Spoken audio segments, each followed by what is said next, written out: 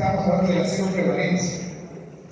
Si nosotros, digamos, tenemos el virus herpes o varicela zoster, nos toma, ¿cómo podemos saber si hemos tenido esta infección? Nos toman una muestra de sangre y posan anticuerpos IgG contra herpes, o contra citomegavirus o contra algún virus, y nos sale que tenemos positivo, ¿no? Entonces nosotros podemos decir el 50% de la población que estamos evaluando tiene la infección. Bueno, entonces se ha hecho encuestas mundiales para saber qué tan frecuentes son estos virus en la población, ¿no? Tomando análisis de inmunoglobulina. Y lo que se encuentra que tienen en los niños que son saludables, es decir, no tienen ningún síntoma, ¿no? Estamos viendo que la infección se le produjo en el pasado porque ahorita está sano, no tiene ningún síntoma. Se encuentra que para el herpes simple 1, entre el 20 al 40% de los niños ya han tenido la infección, ¿no? Por decir citomegalovirus, entre el 10 y 30%, el herpes humano virus 6, el 100%, siendo niños. ¿Cómo les ingresó? La situación que está ya infectada, ¿no? Ahora, si nosotros comparamos con los adultos, ¿no? Vemos que en los adultos la infección es mayor, muchos más están infectados. ¿Por qué? Porque en realidad desde que nacemos nos vamos infectando poco a poco en nuestra vida cotidiana, ¿sí? Y vamos teniendo tantos esa infección. Y si vivimos en un país en desarrollo como el nuestro, la prevalencia todavía es mucho más, ¿no? Es mucho más. Y vamos a ver que realmente estos virus, si bien nos ingresan y que están controladas las infecciones, de cuando en cuando se activa y aún sin tener síntomas, pasa a la otra persona. Por eso que está tan prevalente. ¿Okay? Bueno, entonces de esto se trata de saber que estamos hablando de estos virus que son prevalentes, por eso que están considerados residenciados, ¿no? ¿Y qué problemas generarán? Bueno, no es algo que todos hemos dicho porque realmente tomaría mucho tiempo, y estos son los que acaparan la principal patología. Vamos a hablar de estos 4 virus, ahí dice 5, el herpes 1 y el herpes 2 es prácticamente el mismo parecido, ¿no? Entonces comenzamos con el virus herpes simple tipo 1 y tipo 2. Esta es la lesión que habíamos dicho, ¿no? Que se presenta en la persona mayor, en el joven, usualmente estas lesiones en labio.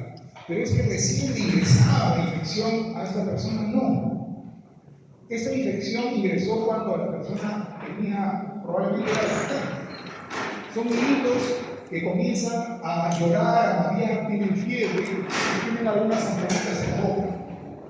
Es la primera infección herpética que tiene el niño, y probablemente así lo hemos vivido la mayor parte de nosotros. ¿Y quién le transmitió? Mamá, su tía, la abuelita, alguien. Pero si todos estaban sanos, sí, teóricamente estaban sanos. Pero lo que ocurre es que la infección uno la tiene adentro, de cuando en cuando libera el virus, a pesar de estar sano.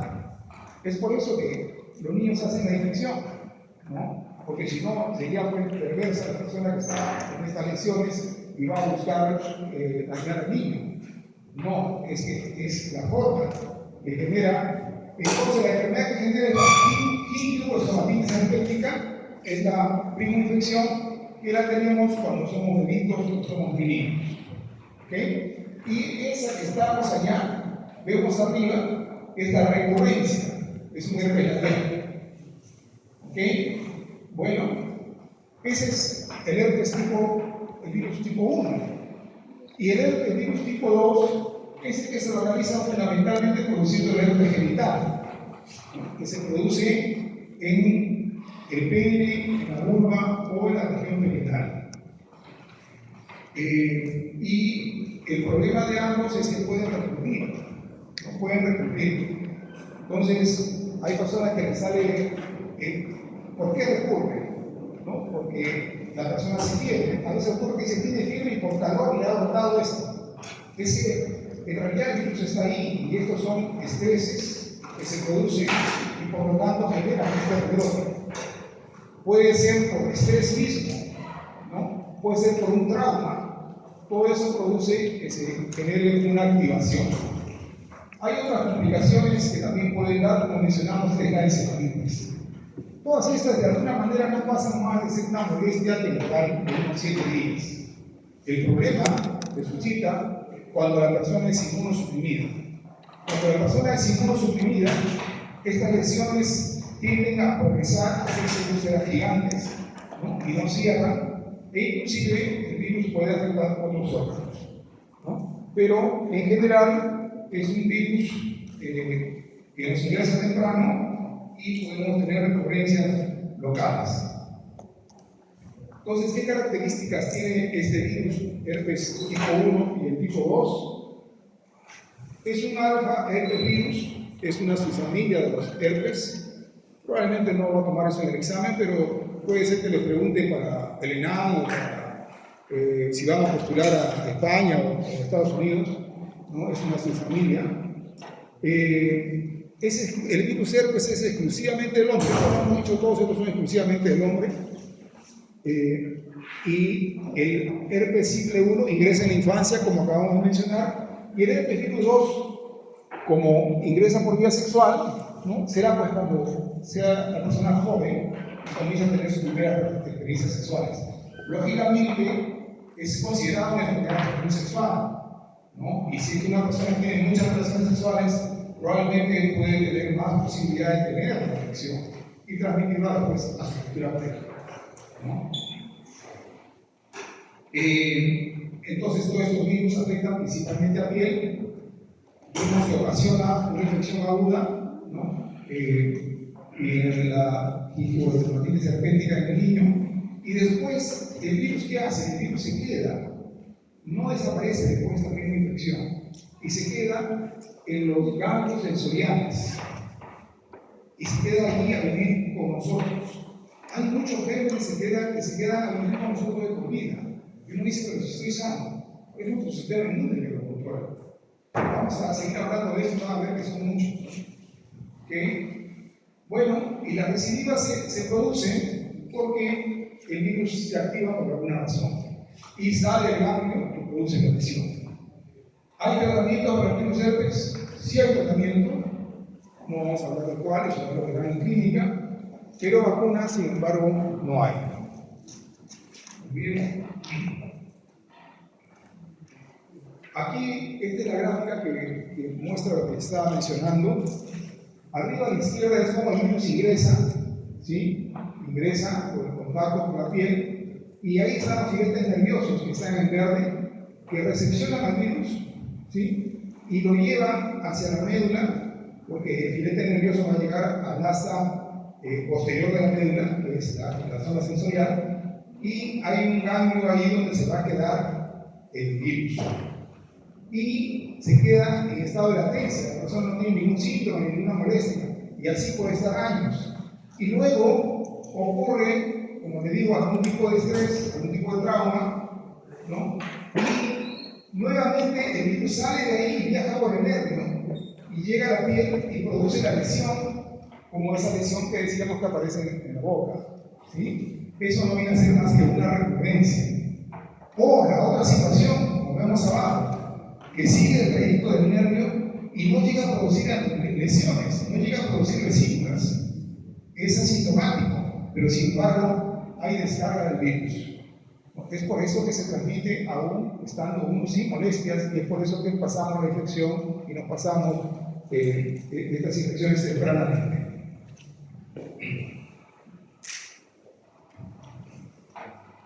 ¿Qué hacemos para el diagnóstico? El diagnóstico es fundamentalmente clínico, si que uno, digamos, pregunta y evalúa todas estas características que estamos diciendo. Sin embargo, podemos hacer un test de sangre, ¿no? Que es hacer un raspado de la lesión, ¿no? De estas lesiones que están en la boca o en el labio o en el genital, y poder ver ese tipo de células que tienen un núcleo grande, ¿no? Son células epiteliales deformadas porque están invadidas por el virus y producen esa alteración. La otra situación, ¿no? Es hacer un raspado también y buscar el PCR, es decir, material genético del virus y poder hacer el diagnóstico, que sería el diagnóstico, digamos, más concluyente, ¿no? Sin embargo, resulta caro y el diagnóstico realmente es clínico y es benigno, así que uno podría seguir el curso y con eso no quedarse. Pero la otra situación es hacer la serología, ¿no? La serología es la que habíamos mencionado en esta encuesta de seroprevalencia, o sea, ya no le hago a toda la población, sino a una persona específica, le tomo su muestra y veo si tiene IgG positivo, quiere decir que tuvo la infección en el pasado. ¿Sí? Y en otro tipo de virus vamos a ver también qué más podemos hacer. ¿Ok? Con eso hemos visto el herpes simple 1 y 2. Ahora pasamos a ver al virus varicela zoster. El virus varicela zoster, ¿no?, produce o varicela y después de un tiempo herpes zoster. Entonces, el virus varicela, que probablemente alguno de ustedes lo ha tenido, ya digo probablemente porque ahora hay vacuna y probablemente también han sido vacunados si no les ha dado. Pero por decir a sus padres y a mí, a mi generación, a todos nos dio varicela. Era una enfermedad que se transmitía, entraba al colegio y todos no se enfermaban, ¿no?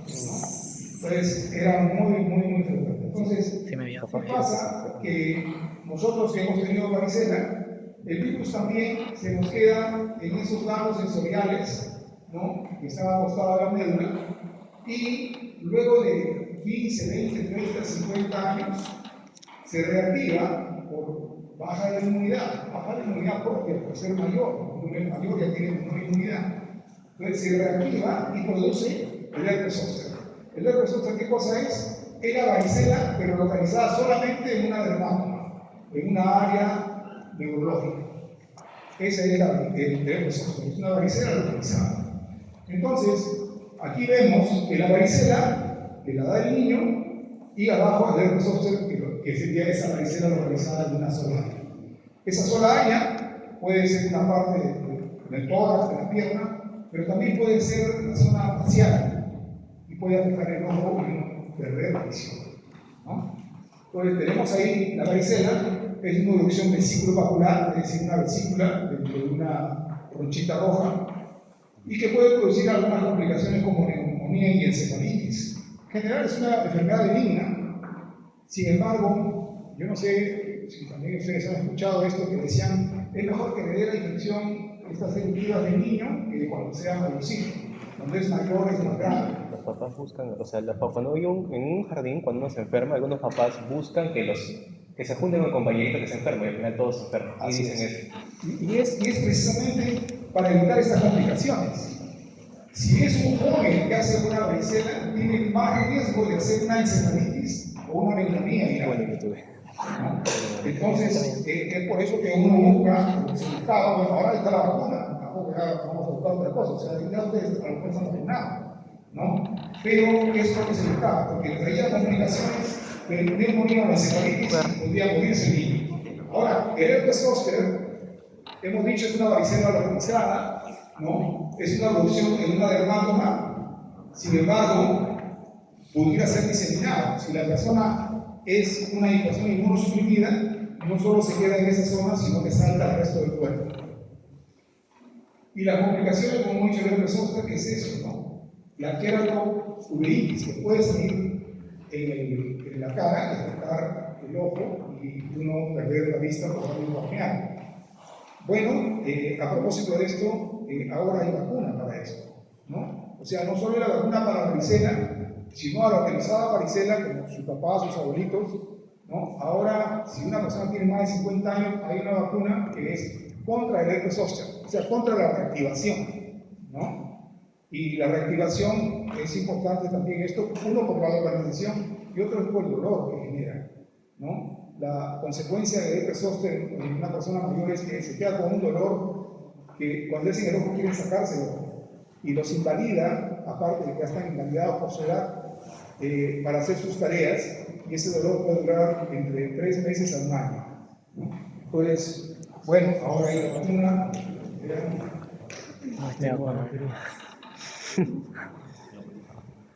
Entonces, este es un virus alfa herpes virus, ¿no? Es una subfamilia del herpes, de la familia Herpesviridae. Y como hemos dicho, ingresa en la infancia y produce la varicela. Ingresa en la infancia, afecta la piel, ¿no? Y hay complicaciones como lo hemos mencionado, ¿no? Entonces, ¿qué ocasiona cuando ingresa? La varicela. Y durante la infección latente, ¿dónde está? En los ganglios sensoriales. Y cuando recibiva, ¿cómo se llama? Herpes zóster. ¿Está bien? El tratamiento, hay tratamiento, sí hay tratamiento, ¿no? Hay tratamiento para poder tomar. Y hay vacuna, ya lo hemos mencionado, vacuna para los niños, para que no les dé varicela. Y si ya tuvo varicela, vacuna para el herpes zóster, para que no les dé el herpes zóster para los mayores. El diagnóstico, que es muy parecido al herpes simple, vemos es fundamentalmente clínico, sin embargo, podemos hacer el test de sangre a fin de ver esas inclusiones que vemos, un núcleo deformado gigante, o podemos buscar el DNA a través de un raspado, ¿no? Este sería el más conveniente, pero en realidad no vale la pena, son pruebas caras y no lo hacen en cualquier lugar. Sin embargo, por alguna razón, uno puede buscar hacerlo. Es la que nos da el diagnóstico definitivo, ¿no? El test de sangre puede tener baja sensibilidad, es decir, puede tener la enfermedad y no encontrar esas células, y uno puede equivocarse, ¿no? Pero bueno. Y el tipo viral, en realidad, es mucho más difícil de poder hacer. Tendría que hacerse, inclusive, aquí en el Instituto Nacional de Salud, sería tal vez el único que lo haga. Entonces, no es una prueba más que de investigación, no es una prueba para hacer diagnóstico. Pero bueno, de cualquier manera, si yo cultivo una lesión y me crece en ese tipo de medios, estaría frente al diagnóstico. Este es otro virus, el Epstein-Barr virus. El Epstein-Barr virus es uno de la familia herpes, ¿no? Y miren aquí he dibujado, se ha representado la parte de arriba a la izquierda, esa es una faringe, una garganta, ¿no? Está la úvula y los amígdalas que están muy voluminosas y todo está muy rojo. Luego hay una señorita que está tocándose con sus manos en el cuello, ¿no? Porque seguro está palpándose algunos bultos, ¿sí? Y también la persona tiene fiebre, por eso está media rojita. Entonces, el Epstein-Barr virus produce, cuando ingresa, ¿no? Y da síntomas, produce la mononucleosis infecciosa. También le llaman la enfermedad del beso, ¿no? A semejanza de los otros virus, la persona puede estar sana, ¿no? Y estar eliminando cada cierto tiempo el virus de Epstein-Barr. Y por eso se llama la enfermedad de donde esté resfriada la persona, esté mal de la garganta y lo besa a su novio. O al revés, ¿no? Está sano, sino que tuvo ya infección por Epstein-Barr virus en el pasado y justo pues está reactivando y tiene la pareja, le da su beso y hace la infección, ¿no? O sea, no es que esté la otra persona necesariamente enferma, ¿sí? La característica de esta enfermedad que produce fiebre, faringitis, a veces la garganta, y los ganglios se hinchan, los ganglios de la se hinchan. Y si lo vemos en la sangre, que está en el cutis de la parte superior, ¿no? Esas células grandes, la de la izquierda es un linfocito normal, en el cual el núcleo es bien grande, casi ocupa todo la estructura celular, y el de la derecha es un linfocito atípico, que el citoplasma ha crecido, ¿no? Esto ocurre en estas infecciones virales.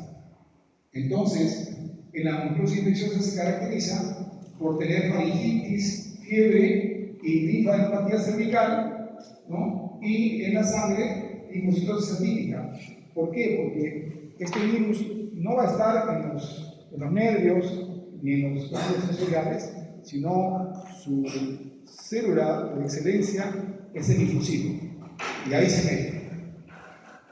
También se queda en las células de la boca. Bueno, y menos frecuentes son otras enfermedades, pero si ustedes la ven, hay dos cánceres, ¿no? Entonces, esta enfermedad hasta cierto punto es pasajera, es benigna, pero una vez quedados el virus dentro de nuestro cuerpo, en el tiempo pudiera haber riesgo de desarrollar este tipo de neoplasias. Y aquí lo vamos a ver un poco mejor al Epstein-Barr virus. Bueno, ahorita conversamos. Entonces, este Epstein-Barr virus es un gamma herpes virus, de su familia gamma herpes virus. Como vemos, ingresa en la juventud, que es el momento este que mencionamos, ¿no? Y el 50% de los jóvenes no tienen positivo. Si hacemos una encuesta de cero prevalencia, probablemente el 50% de ustedes ya tienen el Epstein-Barr virus, ¿no? No. Sí, bueno. Y sin embargo, yo me salvo porque el 95% de los adultos ya están infectados por el Epstein-Barr virus. En realidad, todas estas infecciones son que se van adquiriendo durante el niño y cada vez nos ponemos y llegamos casi al 100% cuando somos adultos, ¿no? Afecta a las células epiteliales de la cavidad oral y a los linfocitos B. Y ahí se queda y cada cierto tiempo se elimina, ¿no? Entonces, ocasiona una neurosis infecciosa cuando es aguda, luego se queda latente en los linfocitos B, ¿no? Que son los chicos que vienen a la clase de día, ahí se queda, que son las células de defensa, ¿no? Y cuando recidiva, produce malignidades, ¿no? En el futuro. Pero no es que, bueno, por tener la infección vamos a desarrollar eso, ¿no? Pero sí hay cierta relación, y eso se ve aquí, ¿no? Aquí vemos, por ejemplo, el segundo, el linfoma de Hodgkin, que es un linfoma poco frecuente, ¿no?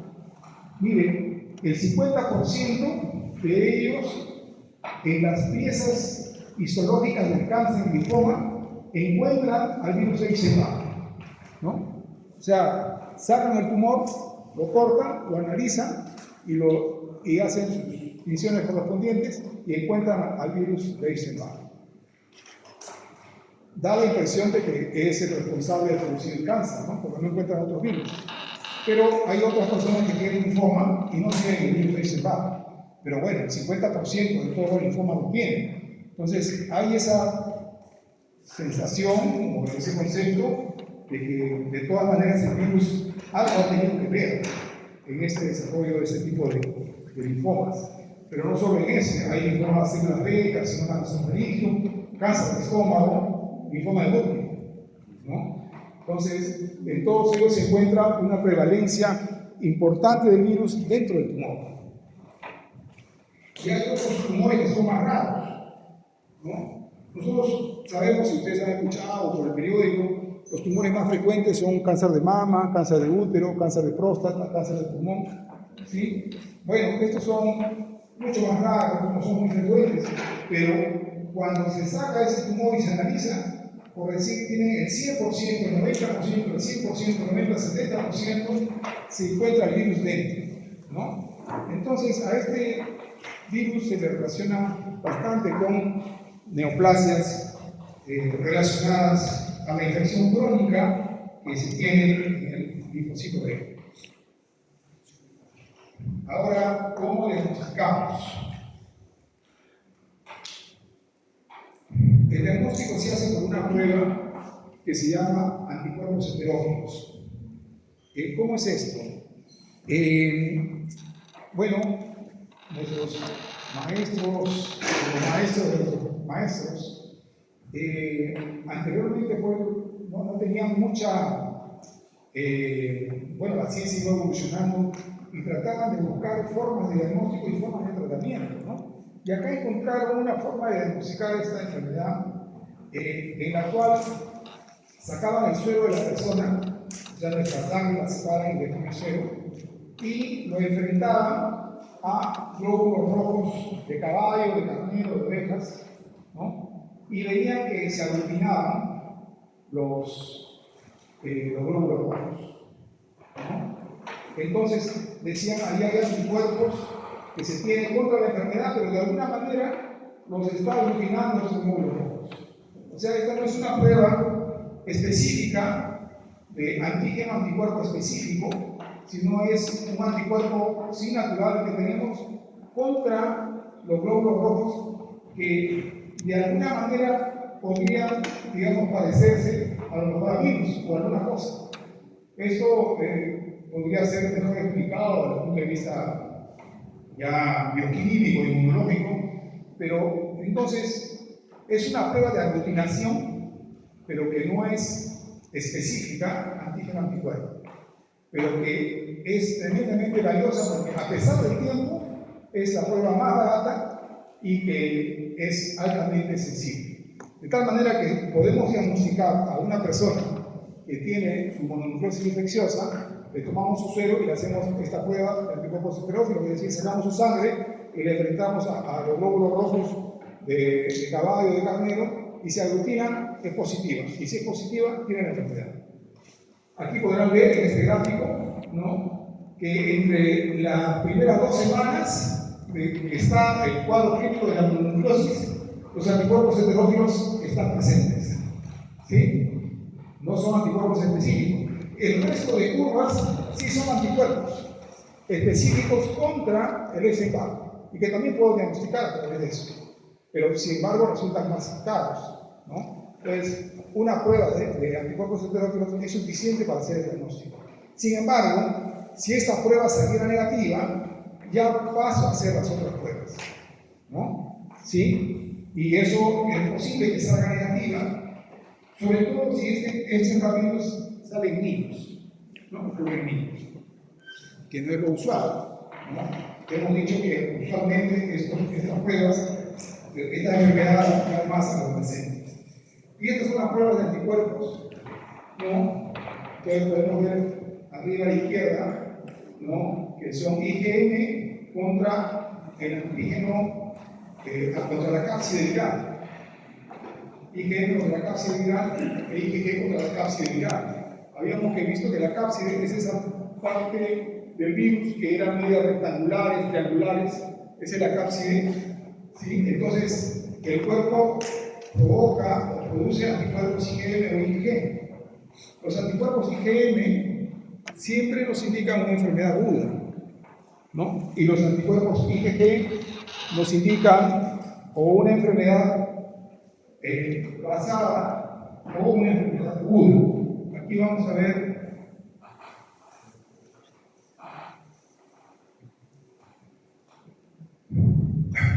la segunda curva debajo de anticuerpos.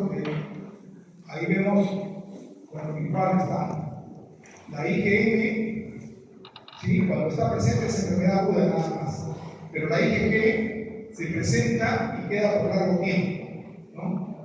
En otra enfermedad vamos a describir mejor esto. No sé si esto le hablaron en la clase de inmunología.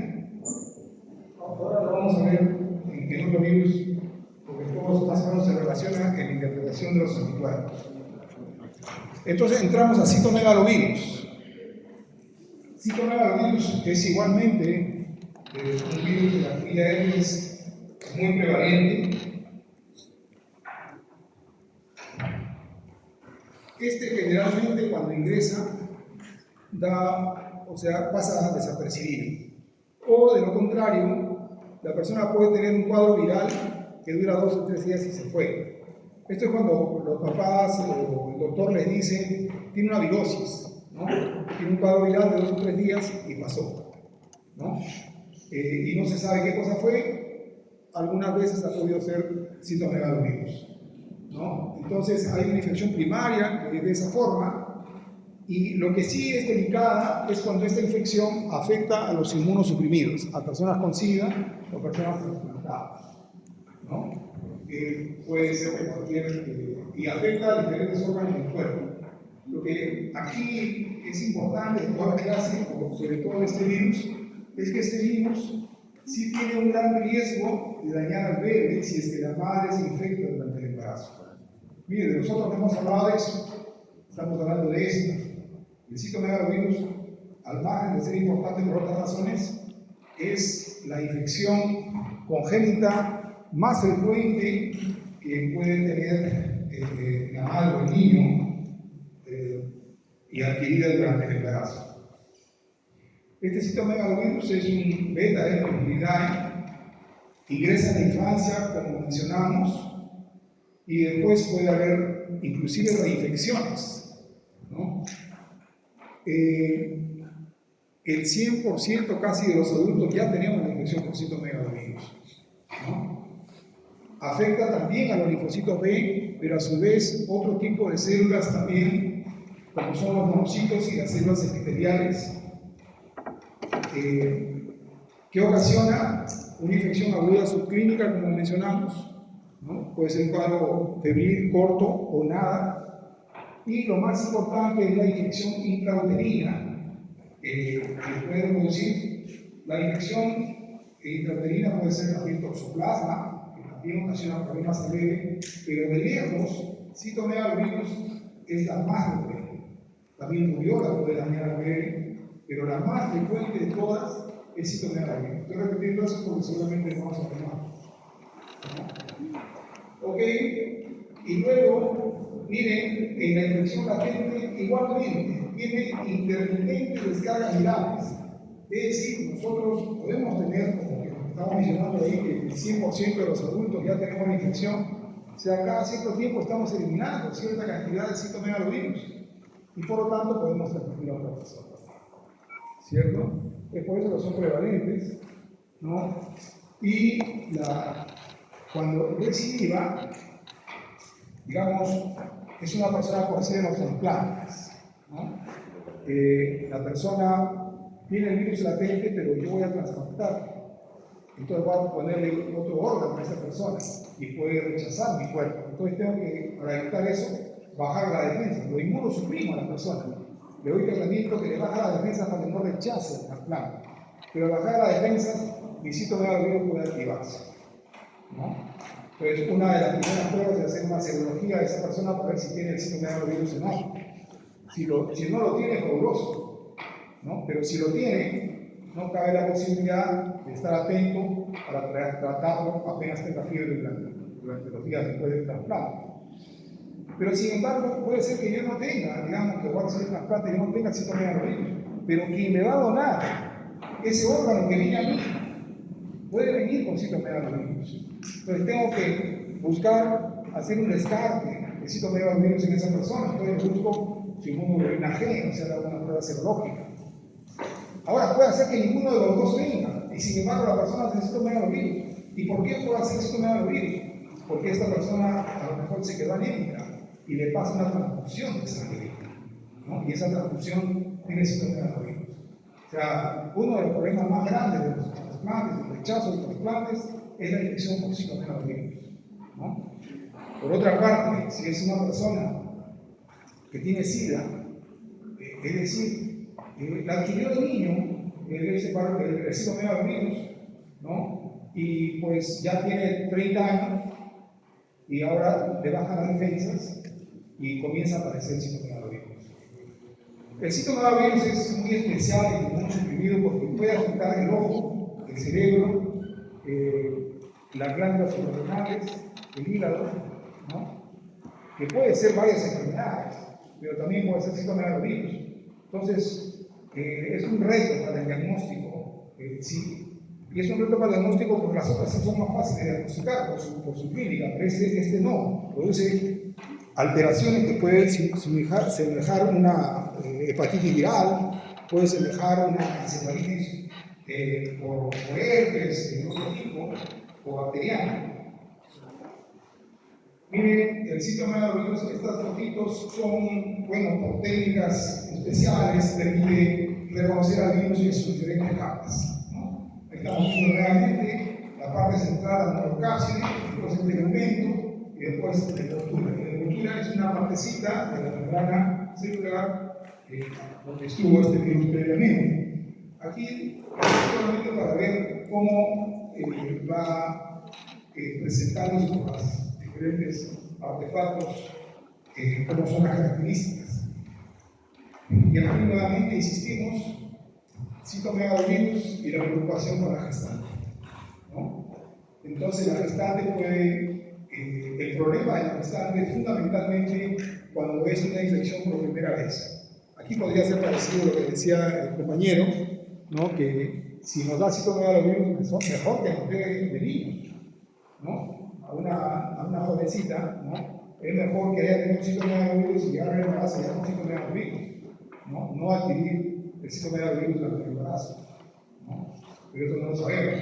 Ahora, uno podría, antes de ya llegar a cierta edad y comenzar a tener relaciones y esperar un bebé, porque ya lo está buscando, saber si tiene o no el citomegalovirus. Es igual saber o no si lo tiene o no toxoplasmosis. Bueno, eso son pruebas ya que se hacen para ese momento, ¿no? Pero si tiene la infección por primera vez, hay un gran riesgo de que el niño nazca con daño neurológico, ¿no? Entonces, para eso son las pruebas, ¿no? Y un poquito las vamos a ver a continuación. Ahora, puede sin embargo reactivarse también, ¿no? No es que la adquirió, sino reactivarse, pero el riesgo de dañar al bebé es mucho, mucho menor.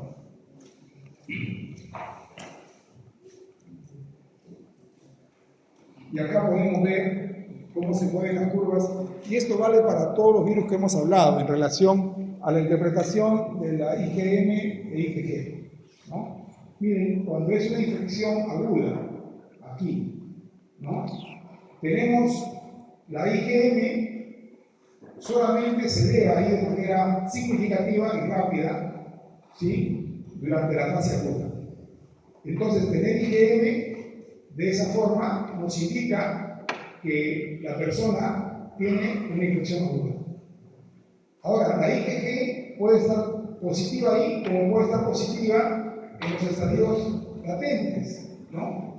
Sí, puede estar positiva, es decir, a nosotros nos pueden hacer la prueba y yo salgo IgG positivo, ¿no? Entonces, ¿cómo me puede ayudar la IgG en la fase aguda? ¿No? Me puede ayudar porque, digamos, yo le tomo tempranamente y sale IgG positivo pero bajo. Y luego de 2 semanas, todavía durante la fase aguda, le tomo y ha subido sus títulos de IgG al doble. Entonces, un diagnóstico de infección aguda o infección reciente es tener la presencia de IgM o la presencia de IgG en un título creciente luego de 2 semanas de control. ¿Sí? Pero si tengo solamente un título de IgG aislado, no puedo saber si es una infección aguda o es una infección pasada. ¿Okay? Si nosotros tomamos pruebas en este momento por una encuesta serológica, no tenemos síntomas, no tenemos nada, tenemos IgG positiva, lo más probable es que nos diga que es una infección pasada. ¿Sí? Eso vale para todos los otros virus que hemos mencionado, acá se puede ver un poquito mejor. Y bueno, hay otra prueba también, que es la prueba de avidez de IgG, ¿no? A veces en algunos laboratorios pueden hacer esto, que es la avidez de IgG, que es el IgG es poco ávido, ¿no? En las pruebas de antígeno-anticuerpo. Son poco ávidos, poco se aglutinan. Entonces, es la prueba de avidez de IgG. Pero bueno, eso es una que puede ayudar si que no tenemos IgG.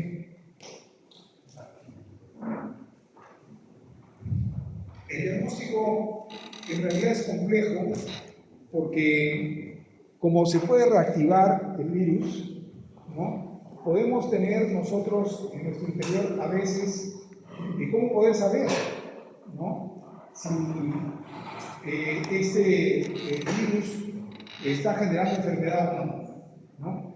Pero si la persona tiene síntomas, por decir, en principio hablamos de un inmunosuprimido. Segundo, tiene unas lesiones, digamos, sangrantes por algún daño del intestino. Y le hago una colonoscopia y tomo una biopsia, ¿no? De ahí cojo la muestra y encuentro ese tipo de lesiones. Entonces, sí, lo más probable por configuración que esta enfermedad está siendo activa ahorita por citomegalovirus, ¿no? Entonces, esa es la presentación. Fíjense en la flecha de aquí abajo, de esta primera, hay 2 ojitos ahí que parecieran los ojitos del mundo, ¿no? Esa es característica para recordar al citomegalovirus. Presencia de lesiones, ¿no? Citoplasmáticas que semejan los ojos del mundo. Eso es el diagnóstico histopatológico de citomegalovirus produciendo enfermedades. Sin embargo, también, o sea, acá tenemos que hacerle más pruebas y queremos diagnosticar un rechazo de un órgano, queremos diagnosticar una enfermedad grave en un inmunosuprimido, ¿no? Entonces, tenemos que ser finos y también hay otras pruebas. Yo lo estoy marcando las que están en rojo, ¿no? Por decir, determinación de la carga viral.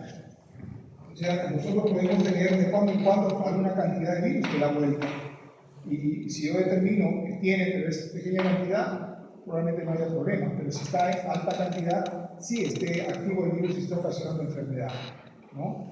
La carga viral también se pide, por decir, en pacientes con VIH, para saber si la persona que está recibiendo el tratamiento está funcionando o no. Si funciona, la carga viral debe estar en 0. Si no está tomando el paciente o no funciona por alguna razón, su carga viral está alta. Entonces, la carga viral es una prueba muy importante con el PCR para poder determinar que el virus está activo y circulando en esta persona. Entonces, a lo mejor no le puedo tomar una biopsia, ¿no? O le tomo la biopsia y el resultado de la biopsia me va a salir en una semana, 2 semanas, pero este paciente es grave. Tengo que decidir el tratamiento. Entonces, habiendo visto la lección y habiendo tomado una carga viral que me sale positiva, ya puedo empezar el tratamiento, ¿no? Entonces, uno juega con los diferentes elementos que puede disponer para hacer el diagnóstico en estas personas que no es tan sencillo. Otra situación es la de aquí abajo, la proteína PP65.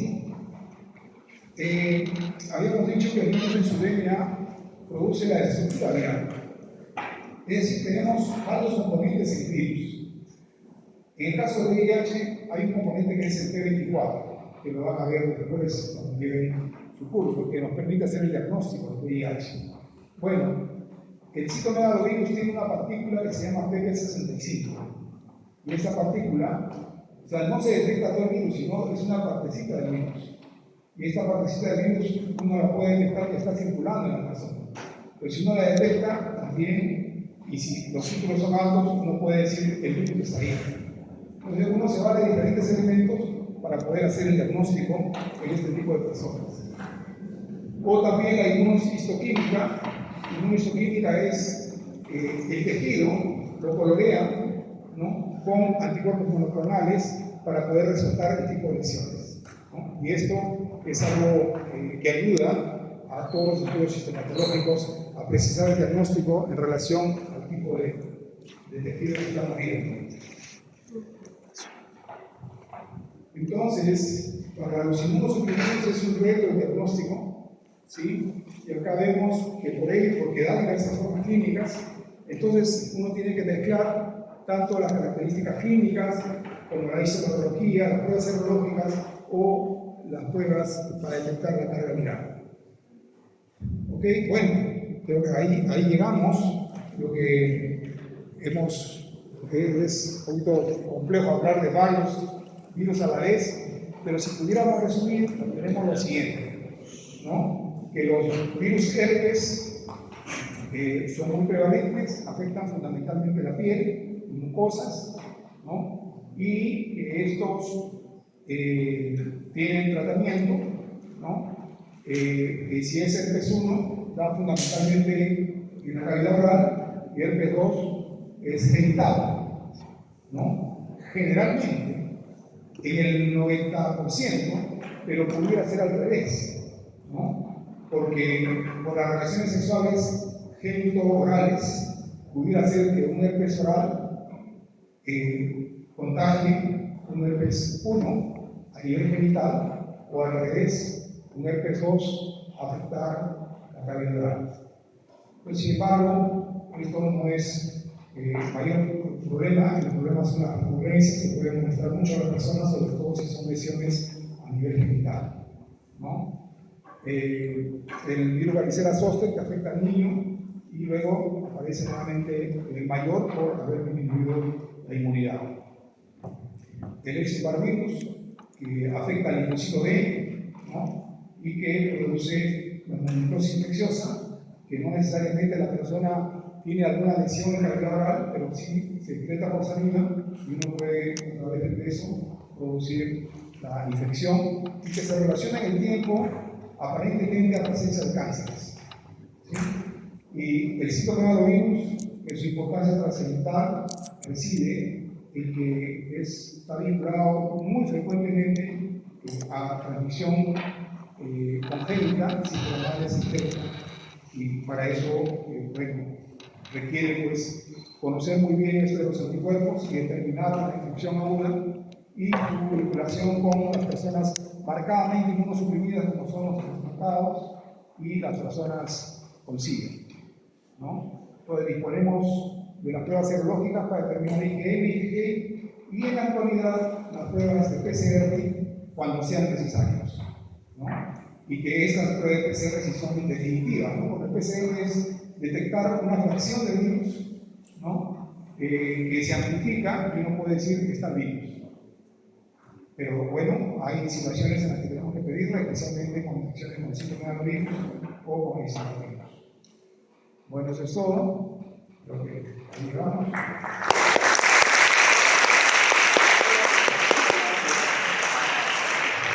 Si hubiera alguna pregunta, ok, la supongo que. Ok, bueno, Desarrollar la clase de dermatomicosis. Repite, Carlos, tu 10 y de ahí Vamos a ver cuáles son o qué agentes serológicos van a producir este tipo de micosis. Entonces tenemos aquí la dermatomicosis. El objetivo de la clase de hoy día va a ser estudiar las micosis superficiales, y en este caso vamos a tratar solamente de un agente. Son varios, pero el más importante viene a ser Malassezia. Entonces, vamos a estudiar sus características biológicas, ecológicas, etc. Y el otro punto importante, el otro objetivo viene a ser el estudio de las micosis cutáneas. Y en este caso vamos a enfocarnos sobre el estudio de los dermatocitos.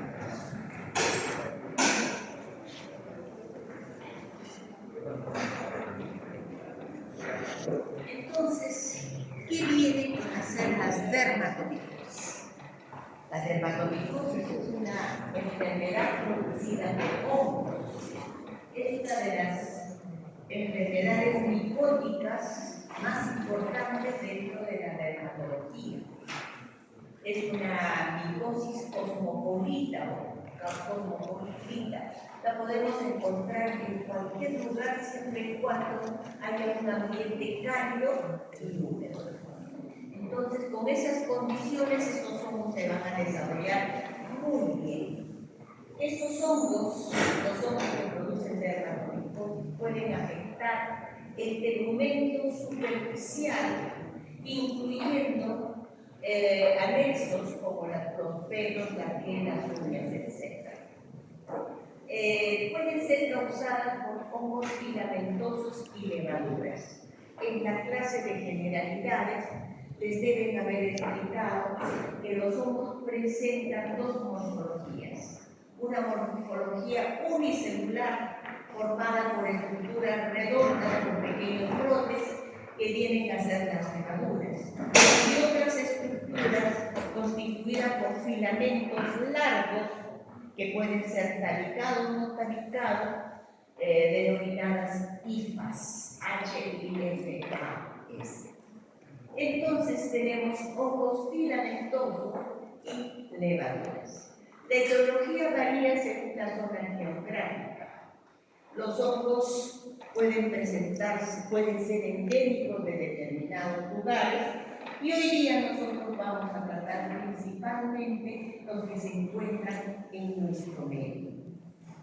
Entonces, como les había indicado, estos hongos se desarrollan muy bien en climas cálidos y húmedos. Presentan diferentes formas clínicas. Eso quiere decir que dependiendo del lugar donde va a infectar el hongo, va a producir un tipo de lesión. Un tipo de lesión en cuero cabelludo que es muy diferente, por ejemplo, a lesiones en vasos interdigitales o lesiones en uñas. Entonces, depende tanto hongo como del lugar donde van a infectar. Las lesiones se inician en un punto donde ingresa el hongo y se extienden excéntricamente, formando bordes, placas descamativas, eritematosas con pequeñas vesículas. Estas placas son, como les decía, pruriginosas y se extienden excéntricamente. El diagnóstico, como indica acá, se da por un examen directo y continuo, con determinadas excepciones que les vamos a explicar después. Entonces, es importante llegar al diagnóstico biológico porque de eso depende el tratamiento que se le va a dar al paciente.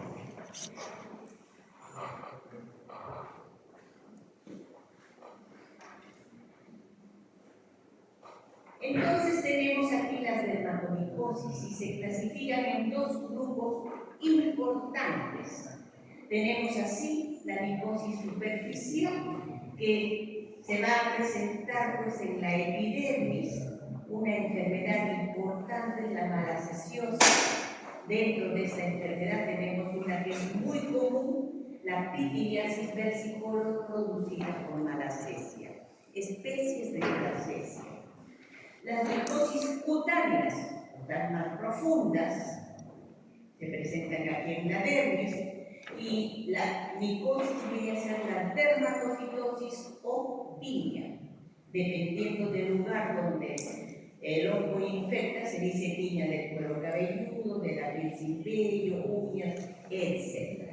Este tipo de enfermedad, este tipo de micosis es producida por hongos dermatofitos. Y tenemos tres especies importantes.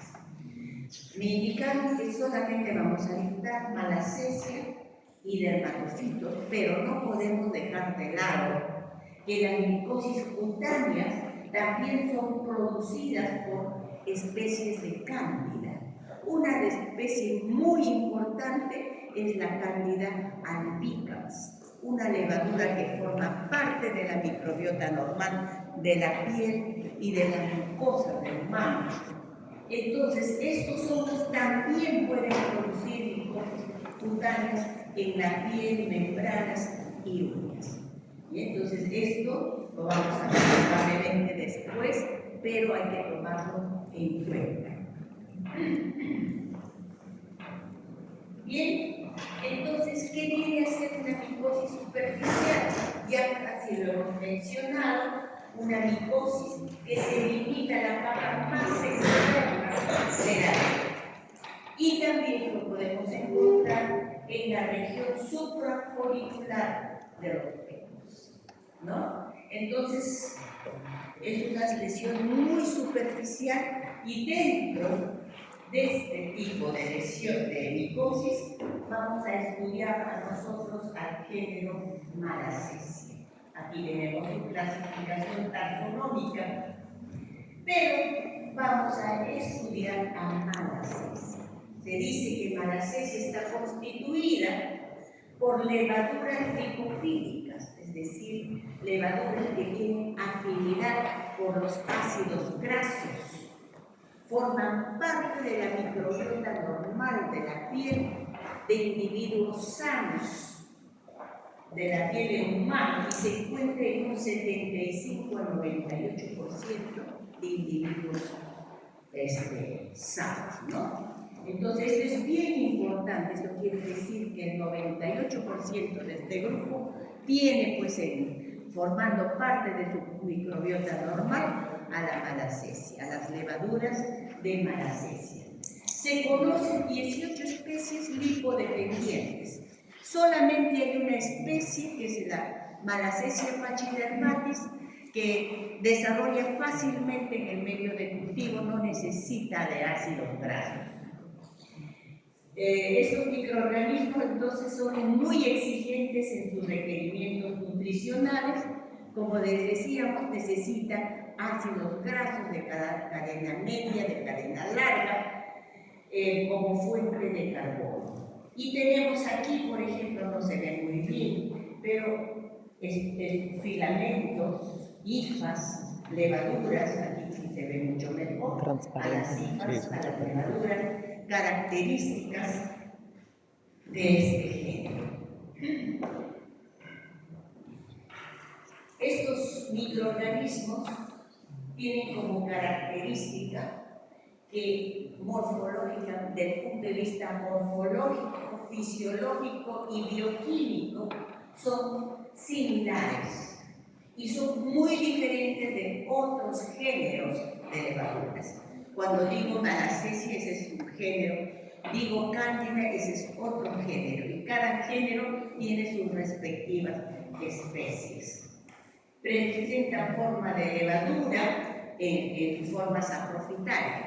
Eso quiere decir que en la piel vamos a encontrar levadura, pero cuando el hongo está parasitando o está produciendo patología, lo vamos a encontrar formando hifas.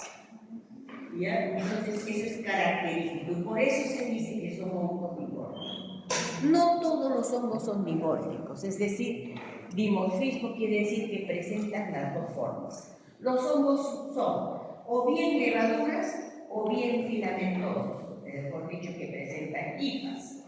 Pero hay hongos que en un estado pueden presentar solo levaduras, pasan a otro ambiente y producen hifas, dependiendo del medio ambiente, de pH, la temperatura, los compuestos nutricionales, en fin, todo eso puede influir. Pero en el caso de Malassezia, estos microorganismos tienen la capacidad de que cuando invaden los tejidos pueden presentar tanto la forma de levadura como de la forma filamentosa. Presentan inestabilidad morfológica y fisiológica. Solamente podemos estudiar a estos hongos en el laboratorio in vitro cuando están recién aislados. Si pasa el tiempo, estos organismos, estas levaduras, cambian de forma, cambian de fisiología. Por eso es que la tipificación de especie de estos hongos se hace con biología molecular. En todo caso, siempre nos vamos a referir como Malassezia spp. Solamente cuando ya se hace la identificación del microorganismo con biología molecular podemos decir que esta especie. Aquí tenemos un cuadro donde podemos ver que en la década del 70 se conocían 3 especies. En este caso, la Malassezia se denominaba Pipiosporum, ¿no? Pero pasa el tiempo y va cambiando de nombre para llegar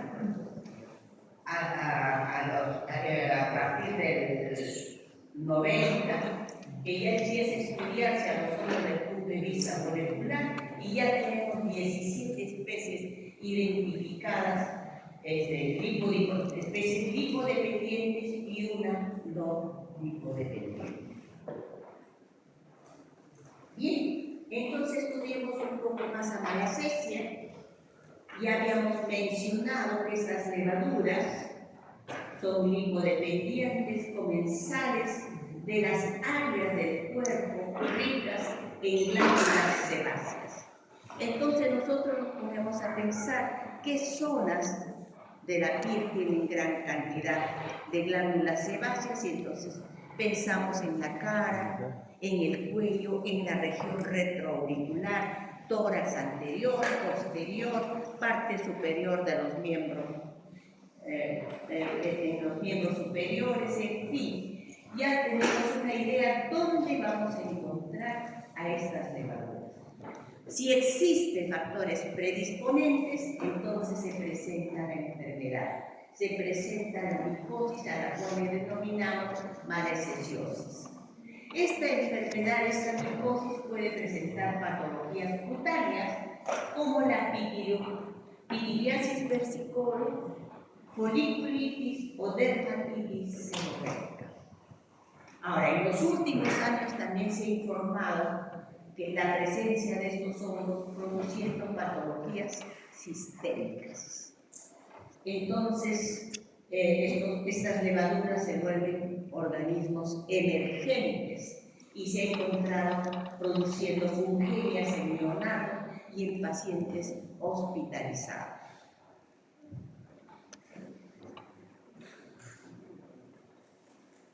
¿Cuáles son los factores predisponentes? Ya en un inicio habíamos dicho que la humedad y el calor es un factor muy importante para el desarrollo de estos hongos.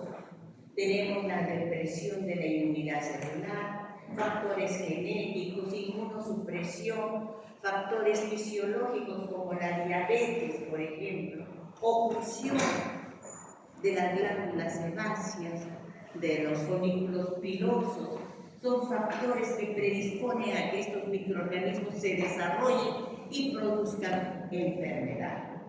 Entre los factores de virulencia tenemos pues su capacidad queratolítica, es decir, que estos microorganismos producen gran cantidad de queratinasas que les permiten invadir en la piel. Tienen actividad hipoxigenasa, hidrolasa extracelular, producción de fosfolipasas y proteasas que son determinantes de síntesis. Y una característica que está relacionada también a la virulencia es su dimorfismo. Cuando está produciendo patología, se ha observado que hay hifas y hay levaduras. Entonces son características de malacesia. Con respecto a la pityriasis versicolor, aquí tenemos casos de pityriasis versicolor. Se dice que es una infección crónica, es una infección benigna. Produce poco prurito, poca inflamación. El problema realmente es estético, ¿no? El hongo se desarrolla en el estrato más externo de la piel, produce máculas que pueden ser máculas hipocrónicas o hipercrónicas. Aquí tenemos hipocrónicas, estas pequeñas máculas, las más pequeñas son las que recién se han formado, y las más desarrolladas generalmente, estas máculas grandes que forman como mapas, generalmente tienen muchos años de evolución, pueden tener 8, 10 años, 15 años, cuando esto no ha sido tratado adecuadamente. Esta enfermedad se presenta en la pubertad, cuando las hormonas pues, aparecen en los jóvenes, en los adolescentes, y los hongos pueden desarrollarse a nivel de la cara, del cuello. También se presentan en adultos. Las especies más frecuentes son Malassezia globosa, Malassezia sinfoviales y Malassezia furfura. Otra enfermedad producida por Malassezia es la foliculitis.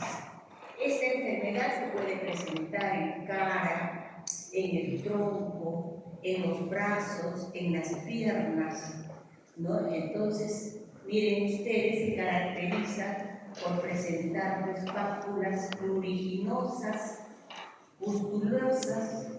Esto se debe a que hay oclusión de las glándulas sudoríparas, hay oclusión de los folículos pilosos, el hongo se desarrolla y produce inflamación. Entre los factores predisponentes tenemos el embarazo. Y ustedes dirán, ¿por qué el embarazo?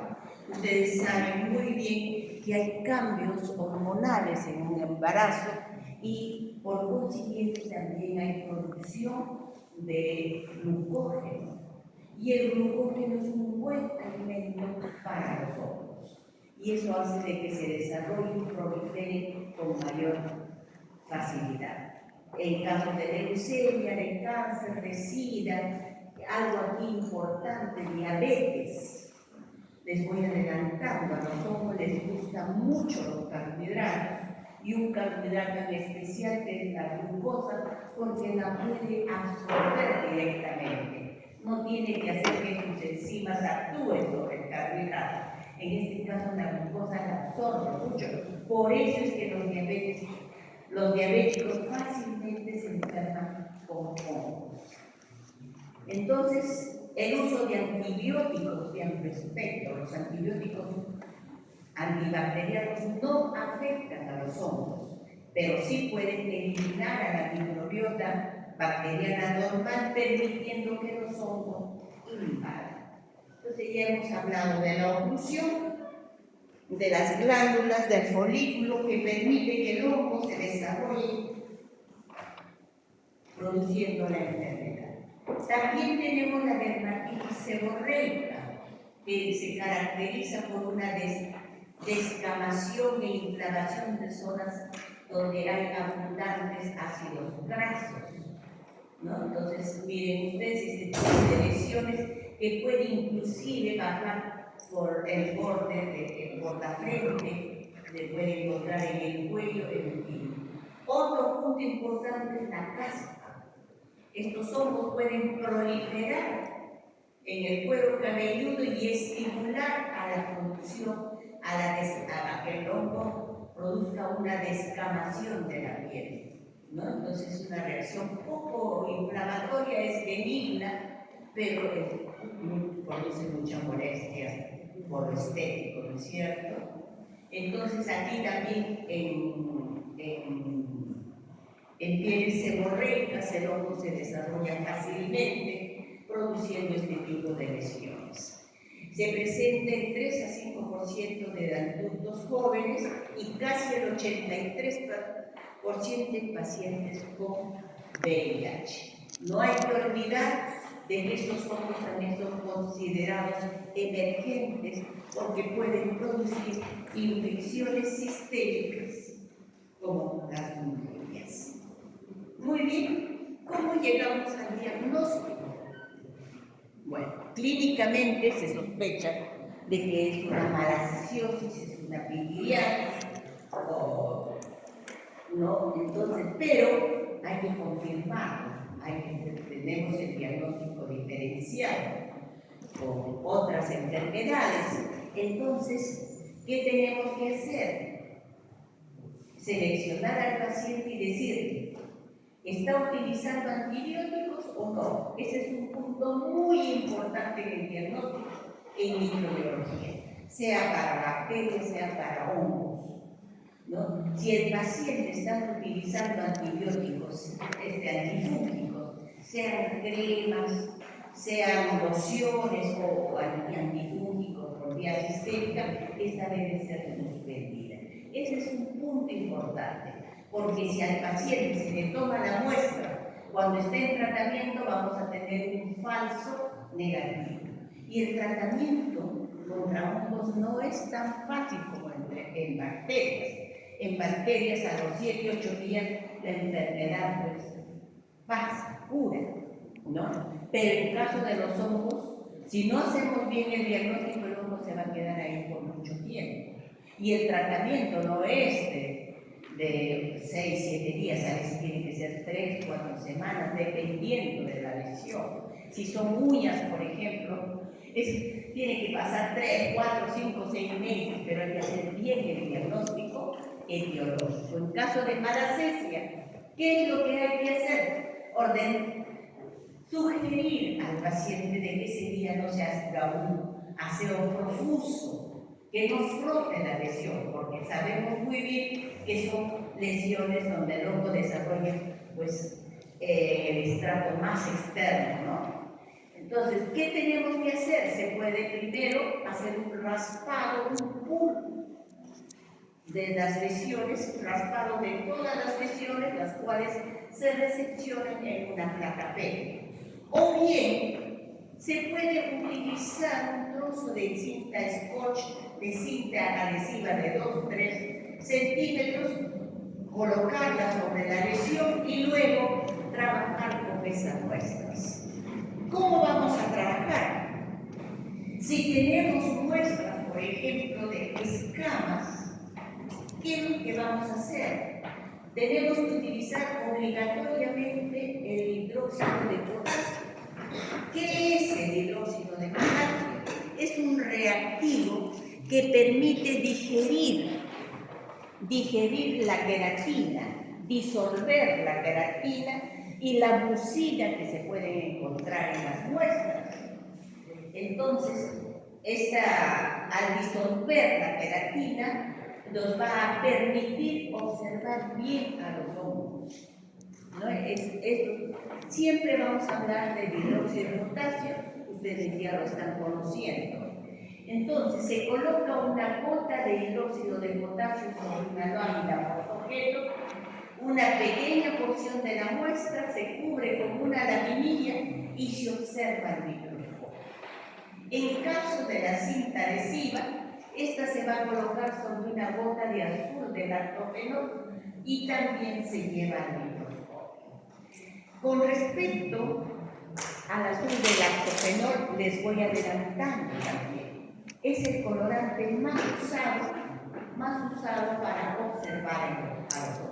Ustedes ya han tenido la primera práctica, han observado al penicilio y el colorante con el cual han visto es el azul del lactofenol. Entonces, ¿qué es lo que ustedes deben de observar? Tratándose de escamas, por ejemplo, lo que pueden observar es, para comenzar, la disolución de las escamas. Estas se disuelven y van a observar hifas. Miren ustedes las hifas y levaduras agrupadas en el racimo. Estas estructuras se observan refringentes. O bien aquí las tenemos mucho más claras. Observen estas levaduras agrupadas en un racimo, rodeadas de hifas tabicadas, que pueden ser gruesas o delgadas, dependiendo de la especie.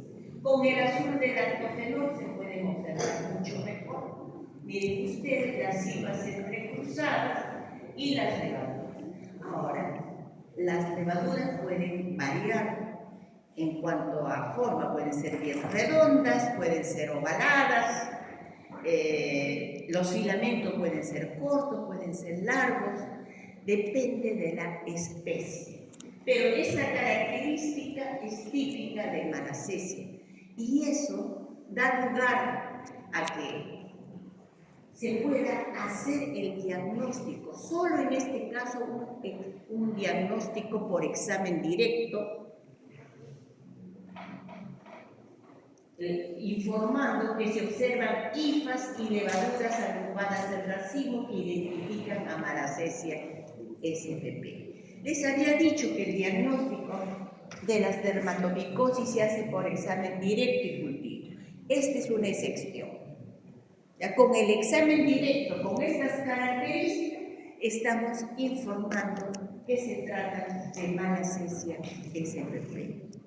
No estamos indicando qué especie. Para indicar qué especie es, tenemos que utilizar otras pruebas, incluyendo la biología molecular. Ahora, si se trata de muestras de sangre o secreciones, hay que hacer coloraciones. Puede ser un grano, puede ser una coloración de Leishman, en fin. Lo importante es la característica. Levaduras agrupadas en racimo. Miren ustedes, levaduras agrupadas en racimo e hifas. E hifas característico de Malassezia. En algunos casos, algunas personas quieren hacer estudios epidemiológicos y para eso necesitan el medio de cultivo para aislar a este hongo. Pero hemos dicho que es un hongo muy exigente y para poder desarrollar requiere de ácidos grasos. Pero para comenzar, tenemos aquí el medio de agarza glucosado. Lo he subrayado porque es el medio clásico para el crecimiento y desarrollo de los hongos. Este medio se puede hacer selectivo agregando antibiótico con la finalidad de inhibir el desarrollo de bacterias. Las bacterias desarrollan en 24 a 48 horas. Los hongos demoran mucho más. Entonces, si el medio no tiene antibióticos, las bacterias van a ir a desarrollar e impedir el desarrollo de los hongos. Por eso es que utiliza el agar sauroglucosado. Ya les había mencionado que a los hongos les gusta la glucosa y este es un medio que tiene 4% de glucosa. Aceite de oliva como adición de ácidos grasos y otros compuestos para inhibir el desarrollo de bacterias. La incubación 35-38 grados. También tenemos medio de laboratorio, el agartizo y así. Y miren ustedes el desarrollo de levaduras de color blanco, amarillentas y al microscopio, típicas levaduras de Malassezia. Entonces, ¿con qué finalidad se aísla a estas levaduras?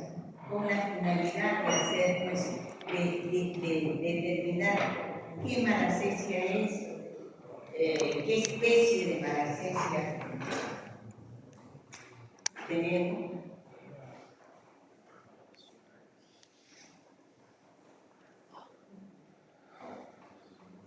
Entonces, para eso también se puede utilizar un medio que se llama agar.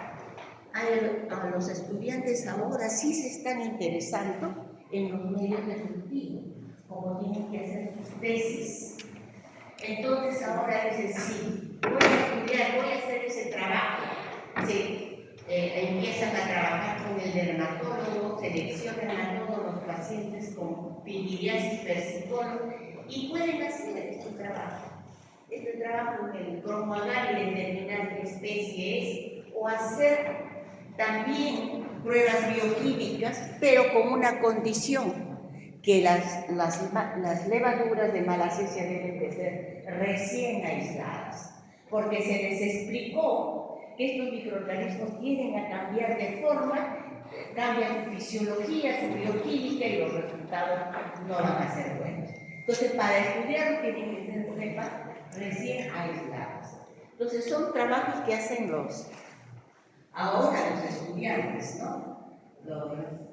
Los residentes. Bien, entonces tenemos aquí otras pruebas que también se pueden realizar y como vuelvo a repetir, tienen que ser cepas recién aisladas para que se puedan hacer estas pruebas. Pero como hemos mencionado, si nosotros solamente queremos ver qué agente biológico está produciendo esas lesiones, entonces basta el examen directo para dar el diagnóstico y decimos que se trata de Malassezia sp. Con esto estamos diferenciando pues, de un vitiligo, estamos haciendo la diferenciación de una carencia de vitamina A, etc. Y determinando que verdaderamente es una levadura de Malassezia la que está produciendo la enfermedad. En todo caso, se pueden hacer estudios de biología molecular, como les había explicado, para llegar al diagnóstico de especie de la Malassezia. Bien, eso con respecto a Malassezia. Y ahora vamos a estudiar a otro grupo de hongos, y en este caso sí son hongos filamentosos, son los hongos dermatofitos. Generalmente se tiende a confundir. Cuando decimos hongos que producen dermatofitos, decimos que pueden ser levaduras y pueden ser hongos filamentosos. Correcto, estamos hablando de una forma general. Pero si decimos dermatofitosis, nos estamos refiriendo exclusivamente a hongos dermatofitos. Ya por eso les estoy señalando. Estos hongos dermatofitos pueden infectar tanto al humano como a los animales, afectan piel, pelos, uñas, como ya habíamos indicado, son hongos cosmopolitas, de clima cálido y húmedo, pero sí son muy contagiosos y también epidémicos, pueden producir epidemias, tanto en los animales como por ejemplo tinea capitis en niños, un niñito llega con tinea capitis y puede contagiar a sus compañeritos de la escuela, del colegio, ¿no? Y digo niños porque la tinea capitis es común, pues es normal en niños, no en adultos. Seguimos hablando de los hongos dermatofitos. Estamos hablando de hongos filamentosos, hongos que presentan hifas tanicanas y harinas, y ese color azul que ustedes ven se debe al azul del lactofenol, porque estos hongos no tienen color. Desarrollan en sustratos ricos en aminoácidos azufrados, producen enzimas, miren estas enzimas, la queratinasa, que le permite pues invadir la piel y anexos, ¿cierto? Metabolitos secundarios como buenos hongos también pueden producir antibióticos, como por ejemplo productos relacionados a los beta-lactámicos. Tienen actividad queratinofílica, entonces dependiendo de la cantidad de queratina que produzcan, vamos a ver la agresividad que tiene el hongo cuando produce patología. Termotolerantes. Estos hongos soportan altas temperaturas, por eso es que cuando se va a la playa, el sol calienta la arena, pero no, estos hongos no son afectados. Entonces las personas pueden infectarse cuando el suelo, el piso, está infectado con hongos. Son halófilos, soportan también altas concentraciones de sal, son preomórficos, también con el tiempo tienden a cambiar de forma, presentan reproducción sexual, pero la que nos interesa a nosotros es la reproducción asexual. Porque generalmente los hongos se reproducen asexualmente cuando están en el laboratorio, cuando están infectando, y esta es la forma como nos vamos a estudiar nosotros. Tenemos la presencia, ya no quiere. Bueno, se acabó. Entonces, tenemos nosotros la presencia de hifas.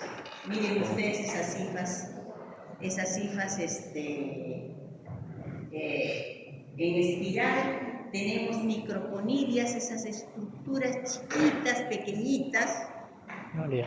Los puntitos.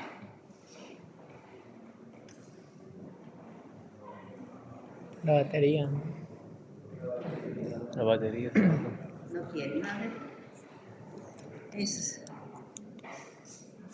No, ya se botó la Creo que batería. el infrarrojo.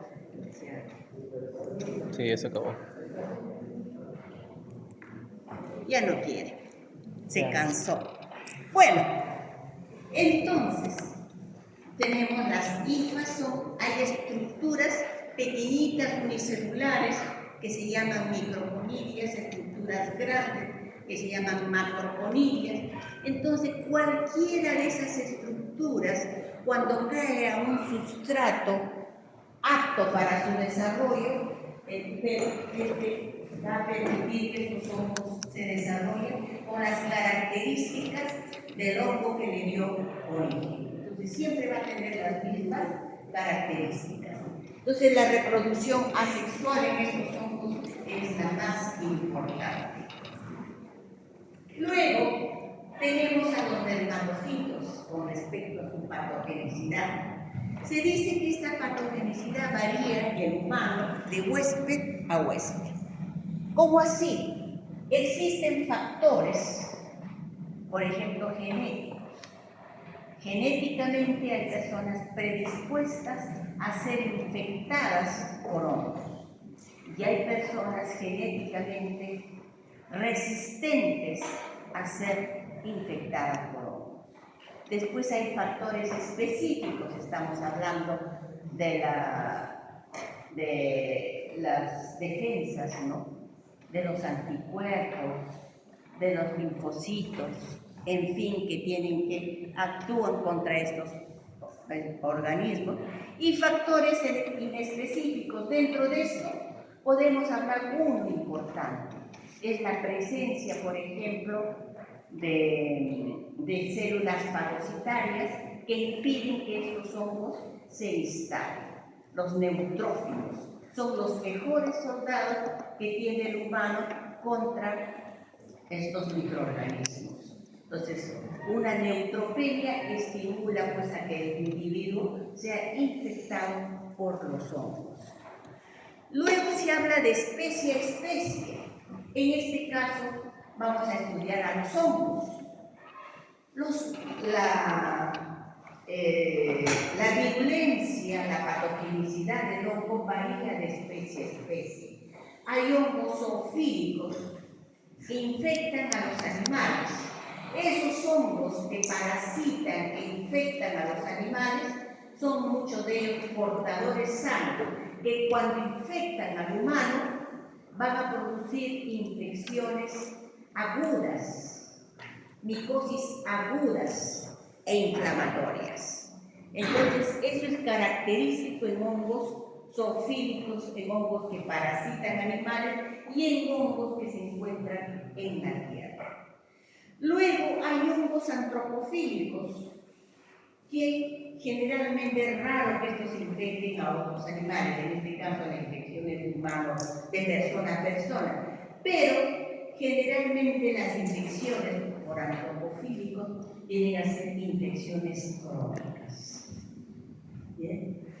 Y con respecto a las enzimas tenemos la queratinasa, que es una de las más importantes, que tiene que ver con infecciones agresivas, elastasas con infecciones agudas y lipasas con infecciones crónicas.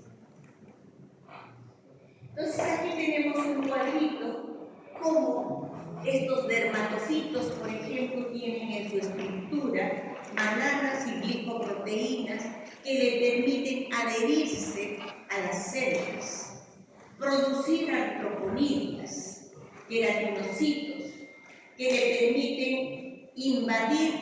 invadir y luego, una vez que invaden estos microorganismos, estas hifas o las estructuras del hongo van a germinar, van a desarrollar y producir enzimas que le van a permitir pues, crecer. ¿No es cierto? Tenemos como las queratinasas, las lipasas, etc.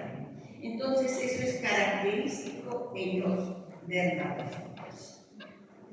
Muy bien, existen 3 géneros importantes.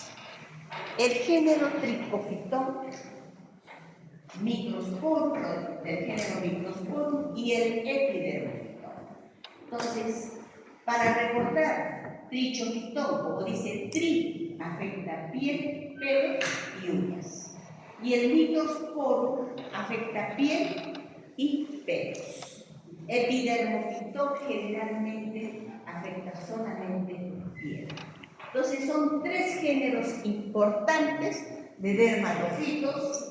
Hay muchas especies, miren ustedes, esto es para que tengan una idea. Microsporum tiene una cantidad de especies, Epidermophyton otra, Trichophyton otra, pero nosotros solo vamos a estudiar las que tenemos en nuestro medio, ¿no? Entonces, los hongos dermatofitos, ¿cómo se van a clasificar? ¿Dónde los vamos a encontrar? Todo depende de su nicho ecológico, depende del lugar donde estos hongos se desarrollan muy bien. Y así tenemos a los hongos antropofílicos que solo infectan al humano. Pueden vivir muchos de ellos en equilibrio, formando parte de la microbiota, ¿no? O bien produciendo patología, produciendo infecciones crónicas.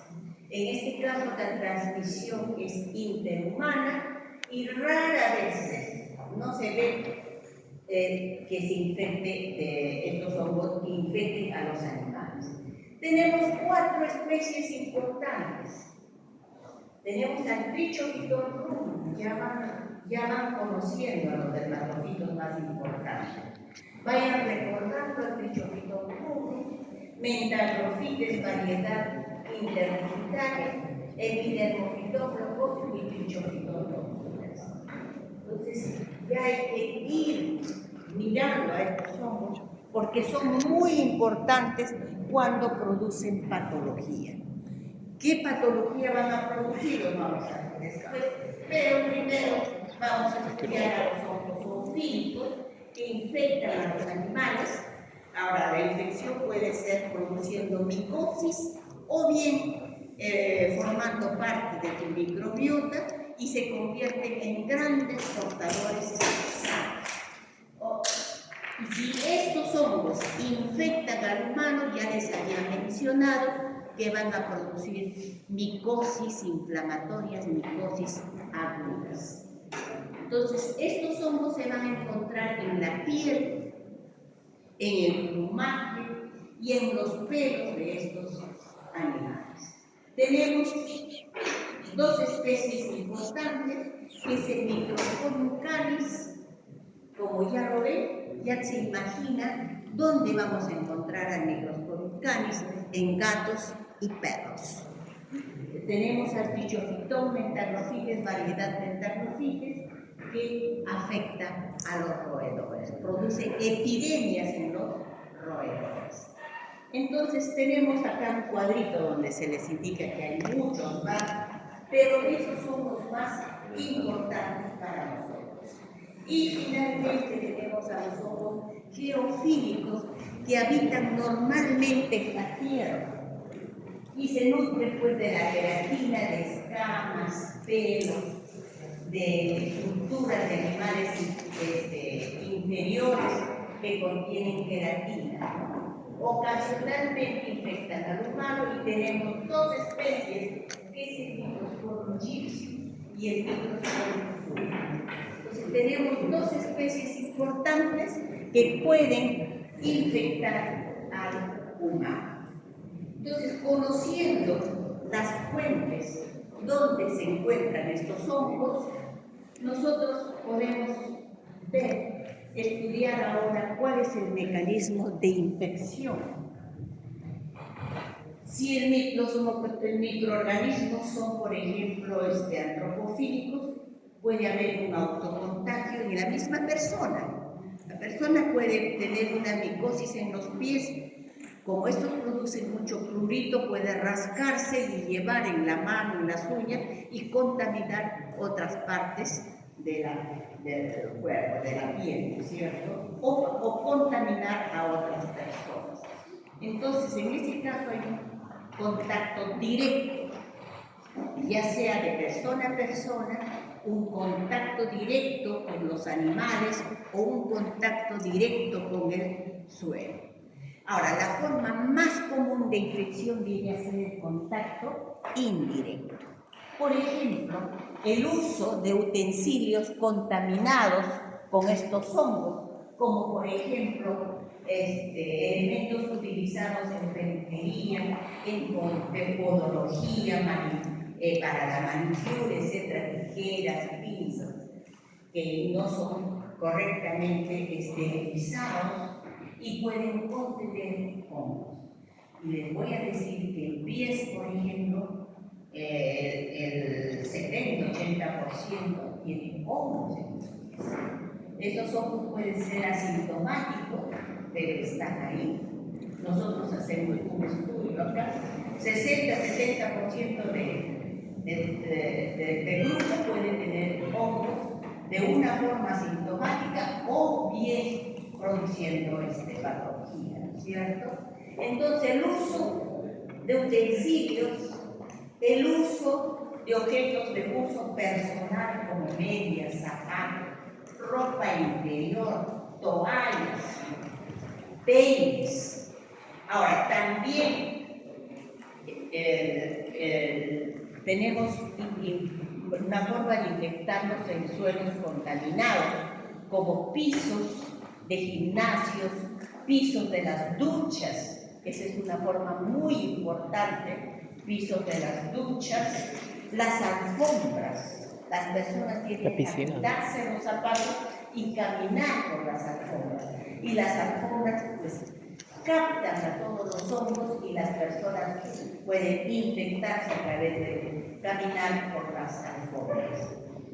Respaldo de las sillas, en fin, esa es la forma más importante de contaminarse, de infectarse con los hongos dermatológicos. Bien, factores predisponentes tenemos Historia de la salud. los microtraumatismos. Y otros temas. Los microtraumatismos con rasuradoras, por ejemplo, rasuradoras contaminadas. Tenemos dos puntos importantes, uno que se puede producir traumatismo y otra que la rasuradora tenga al hongo. Entonces hay una contaminación de hecho, ¿no? Caminar con pies descalzos, el uso de detergentes, la humedad persistente, la hipertrofia, alteraciones inmunológicas, enfermedades severas como el cáncer o fisiológicas como la diabetes. Todos los diabéticos son fácilmente presa de una infección del coronavirus. Causas iatrogénicas, tratamiento prolongado con antibióticos. Elimina la microbiota bacteriana y permite que los hongos invadan. O corticoides, drogas inmunosupresoras, hacen pues más susceptible a los TDD. Y en el último punto, la edad y el sexo. Tenemos, por ejemplo, que los niños, los prepúberes, los pequeños, generalmente van a sufrir de tinea capitis, es común en niños. Esa tinea capitis es raro en adultos, ¿no? Entonces, las onicomicosis, más bien las infecciones en uñas, es común en adultos mayores. La tinea pedis y la tinea de la piel lampiña es común en jóvenes y es más frecuente en hombres que en mujeres. Entonces tenemos esas características. Miren, y aquí tenemos las dermatocitosis llamadas también tiñas. Y dependiendo de la región o de la zona donde se produce la infección, pueden tomar diferentes nombres. Así tenemos tiña del cuero cabelludo, tiña de la barba, tiña del cuerpo, la piel lampiña, tiña de las manos, tiña cruris. Cuando dice tiña cruris se refiere a los pliegues. Pueden ser pliegues mayores o pliegues menores.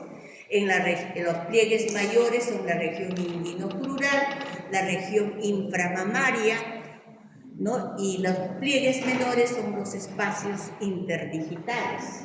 Entonces tenemos tinea pedis y algo muy importante, las onicomicosis. Ahora, los hongos se instalan y producen patología, producen micosis, pero no solamente van a producir micosis, sino también pueden producir cuadros alérgicos, pueden producir hipersensibilidad llamada dermatofititis, que quiere decir reacción a lo alérgico. Eso quiere decir que el individuo tiene un foco infeccioso y la reacción se va a presentar, por ejemplo, en las manos. El cuadro alérgico se va a presentar en las manos, una reacción a los alérgicos. Bien, vamos a hablar entonces de la tinea capitis. Bien importante. Hay dos tipos de tinea capitis. Una que le dicen la tinea seca o la tinea no inflamatoria, producida por hongos antropofílicos. Y en este caso tenemos al Trichophyton tonsuras. Por favor, tomen en cuenta esto. Las tinea capitis es común en niños. No se presenta, o sea, no se ve en adultos. Es raro verse en adultos. Ustedes tienen un niño con una placa en cuero cabelludo y inmediatamente piensan que es una micosis, y podría ser producida por trichofitosas dependiendo del tipo de lesión. O bien puede ser una tinea capitis inflamatoria, en este caso producida por microorganismos. Entonces, dice que la población pediátrica es la más afectada, casi en un 97%. El agente más importante en nuestro medio de tinea capitis es el Trichofiton-toxoides. Y ahí lo tenemos seguido del Microsporum caris. Entonces, les había mencionado que también pueden producir epidemias. Esta enfermedad es muy contagiosa. Luego tenemos acá la tinea de la cara, la tinea facial, producida por Trichofiton rubrum, generalmente en adultos, y Microsporum caris en niños y ancianos. Ustedes saben que los niños tienen cierta disposición a encariñarse con los animales, sean gatos, perros, y ese es el momento en que ellos o cualquier otra persona que acaricia, abraza uno de estos animales, se puede infectar con Microsporum caris. Entonces ahí tenemos el tipo de lesión. Ya les había mencionado que las lesiones producidas por dermatofitos son placas descamativas que se extienden excéntricamente de bordes eritematosos con pequeñas vesículas en estos bordes que producen un prurito intenso. Entonces ahí tenemos, ya vamos viendo al Trichofiton rubrum. Y aquí tenemos piña del cuerpo o piña de la piel piña. Mire, el agente más importante es el Trichofiton rubrum, en un 85%, le sigue Trichofiton mentanophilus. La piña cruris es bien común en jóvenes, bien común en jóvenes. También el Trichofiton rubrum es uno de los más importantes, seguido del Trichofiton mentanophilus. Entonces ya se van dando cuenta que uno de los agentes más importantes de dermatofitosis y ortiña es el Trichofiton rubrum, seguido del Trichofiton mentanophilus. Y esto es importante para el tratamiento del paciente. El Trichofiton rubrum, por ejemplo, es un hongo que crea cierta resistencia a los antibióticos. Entonces, el conocer que es Trichofiton rubrum el agente biológico le permite al clínico ver qué tipo de antifúngico debe utilizar. De igual manera, tenemos la tinea en manos, el Trichofiton rubrum en un 80%, la tinea de los pies, Trichofiton en el 85% del caso, y acá a la derecha tenemos el famoso pie de atleta, que se presenta generalmente entre el cuarto y quinto dedo. Vamos a observar lesiones blanquecinas porque la humedad y el calor hacen que la piel se macere, se vuelva de color blanquecino, y cuando se levanta la piel hay un fondo rojizo, brilloso, ¿no? Este tipo de lesión produce mucho escozor y mal olor, ¿no? Luego tenemos la tinea ungis o la tinea o la onicomicosis, donde el hongo penetra al lecho unguial, a la zona subunguial, y va a desarrollar, produciendo pues el engrosamiento de la uña, el cambio de color. El hongo empieza a desarrollar, la uña se empieza a disgregar, entonces tenemos una micosis en uñas. Ahora, acá quiero aclararles algo. Estas onicomicosis son producidas por dermatofitos y también por levaduras de cándida. Cuando las lesiones son producidas por dermatofitos, generalmente las lesiones se inicia por el lado distal de la uña. Ahí tienen a la izquierda la uña donde ven una especie de huequito. Ese es el lado distal de la uña y la parte cercana a la piel es el lado proximal de la uña. Entonces, cuando las lesiones son producidas por dermatofitos, las lesiones se inician por el lado distal y se van a formar estrías verticales. Observan ahí. ¿Qué pasa cuando infecta cándida? Cuando infecta cándida, las lesiones se inician por el lado proximal de la uña y van a formar estrías horizontales. En este caso se les está presentando solamente infección por dermatofitos.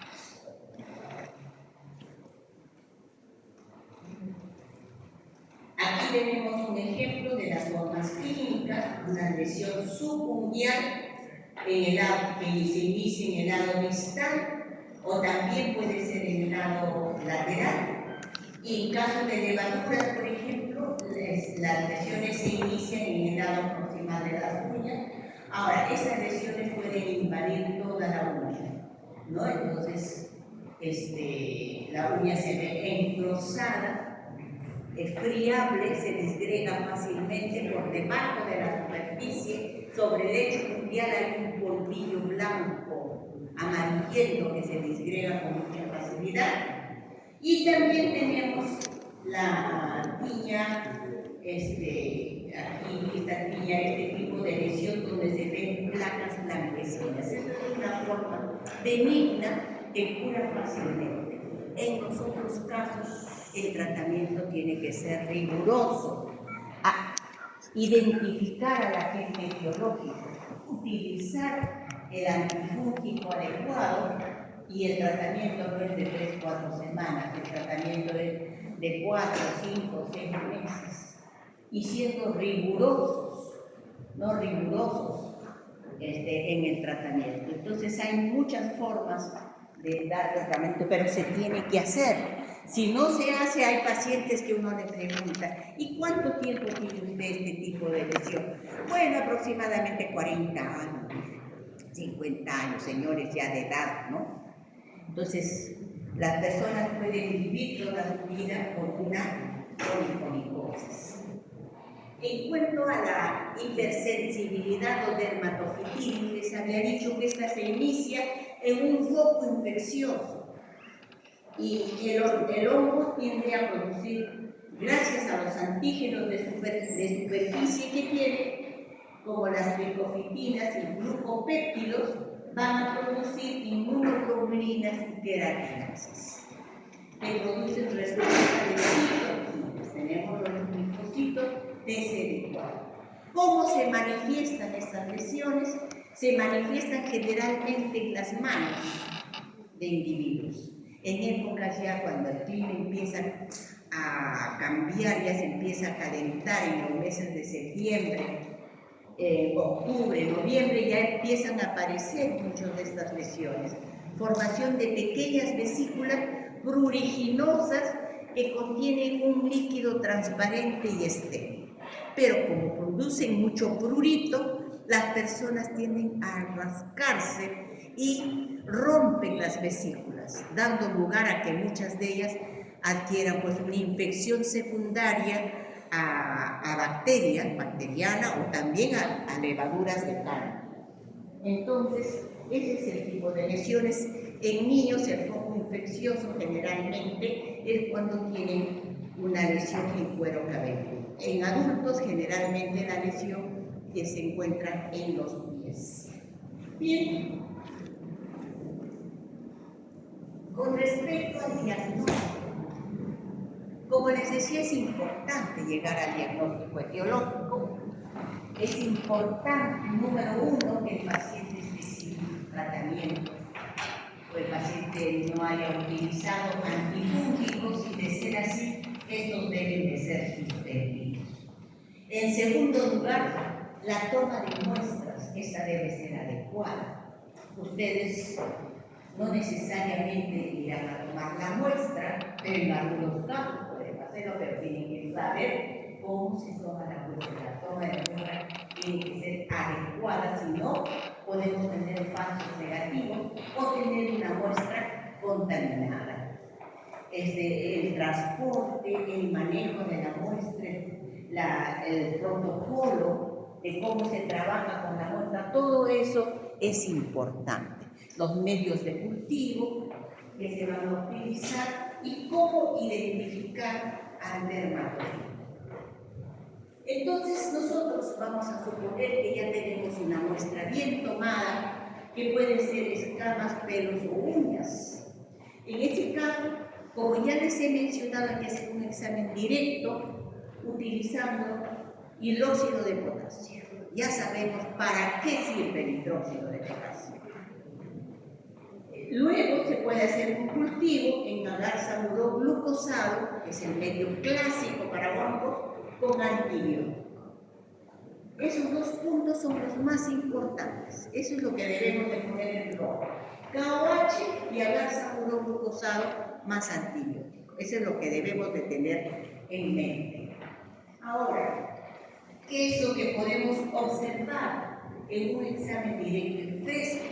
Ya les había mencionado que puede ser, pues se pueden ver hifas refringentes sobre una superficie, sobre una masa, donde ya pues, las escamas o uñas ya se han disuelto y nos permiten ver pues, las hifas ramificadas, refringentes, lo que nos indica que es un examen directo positivo, se observan filamentos. El hecho de que el resultado sea negativo no indica que el cultivo sea positivo. Entonces, el cultivo es obligatorio. Hay que hacer el cultivo para ver si está presente o no el hongo y qué hongo es. Entonces, no siempre el examen directo va a ser positivo. Entonces, siempre hay que desarrollar examen directo y cultivo en caso de dermatitis. Ahora, podemos tener también el caso donde vamos a observar levaduras y vamos a observar hifas. En ese caso puede tratarse de una infección mixta, puede tratarse de cándida y puede tratarse de un dermatofilo. O puede tratarse de cándida albicans, que también produce micosis cutánea y que es dimórfica. Entonces, aquí obligado también el cultivo nos va a indicar qué hongo es. Es importante. Otro punto, aquí tenemos la presencia de artroponitas, unas estructuras rectangulares en las hifas que nos indican que ese hongo, el hongo que está produciendo esa patología, es un hongo resistente a los antifungos. La presencia de artroponias está relacionada con infecciones crónicas. Uno ve artroponias y uno está diciendo esta es una infección crónica porque este hongo es resistente a los antifungos. Luego, tratándose de pelos, hemos hablado, niñitos con placas en cuero cabelludo, y vamos a ver, observamos los pelos extraídos de raíz con bulbo piloso, y vamos a ver que las hifas se encuentran dentro del pelo. En ese caso tenemos una infección endótrix y generalmente pues, el hongo que produce ese tipo de lesión es Trichophyton tonsudas. Y entonces basta que digan, se observa examen directo, se observan pelos con infección endótrix. Entonces ya se está pensando de qué se trata de Trichophyton tonsudas. O puede ser que encontramos solamente infección externa, se llama infección ectotrix, y puede ser producida por Trichophyton metanofites. Este tipo de infección es bastante raro. Lo más común es esto, cuando los hongos invaden dentro y fuera de los pelos. Entonces estamos hablando de una infección ectotrix y el agente infeccioso viene a ser el Microsporum caris. Conclusión, Tenemos niños con Pichia capitis, los agentes infecciosos más importantes. Número 1, Trichophyton tonsuras. Número 2, Microsporum canis. Entonces, eso es lo que tenemos con respecto a la infección por virus. Con respecto a los cultivos, una vez que el hongo ha desarrollado el medio deportivo, hay que hacer un estudio macroscópico de las colonias y hay que hacer también un estudio microscópico de esas colonias. Cuando hablamos del estudio macroscópico, acá lo se puede ver mejor. Tenemos, por ejemplo, tuvo un agar saburó donde nos ha desarrollado Microsporum canis. Entonces, las características macroscópicas típicas de Microsporum canis, colonias algodonosas difundiendo un pigmento naranja. Pero, algo mejor, al microscopio con azul de lactofenol, hifas con conidias, microconidias pequeñitas y unas macroconidias grandotas con 6 o más células. Con esas características se está identificando al Microsporum canis. Entonces, esa es una forma de hacer el diagnóstico mediante estudio macroscópico y microscópico. En caso del Microsporum gypsum, igual, colonias pulverulentas, macroconidias con 6 o menos células. Esto lo van a ver en la práctica. Se les va a presentar todos estos microorganismos en la práctica. Epidermophyton, colonias de color azufradas, de color azufre, con macroconidias con extremo rojo. Y aquí al famoso Trichophyton rubro. ¿Por qué se le dice rubro? Miren ustedes colonias algodonosas de color blanco que difunde un pigmento de color rojo. Este es el más importante dentro de los dermatocitos. Al microscopio, y abundantes hifas tabicadas y microconidias. Las microconidias son unicelulares y las macroconidias son multicelulares. En este caso, abundantes microconidias típicas del Trichophyton rubro. Y acá, al Trichophyton mentagrophytes, ahí tienen las características, algo típico microscópicamente de este hongo, es las hifas en espiral. Miran al microscopio, encuentran hifas en espiral y ustedes tienen al Trichophyton mentagrophytes. Toda esta descripción la van a tener en la práctica. Al famoso Trichophyton rubro, que tiene colonias de aspecto cerebriforme, color pardo marrón, y luego abundantes hifas con conidias, con microconidias adhesivas. Bueno, esto ya es muy especial. Lo importante es el estudio macroscópico y microscópico que les va a permitir a ustedes llegar al diagnóstico etiológico. Cuando no diferencian Trichophyton, no pueden diferenciar Trichophyton rubro de Trichophyton mentagrophytes, se hacen estas pruebas. Entonces, ahí tienen unas pruebas para diferenciar Trichophyton rubro de Trichophyton mentagrophytes. Pero esto es raro. Generalmente Trichophyton rubro produce sus pigmentos y ya se está identificando. Bien, esa es la clase de hoy día sobre malacesia y dermatofilia. Gracias.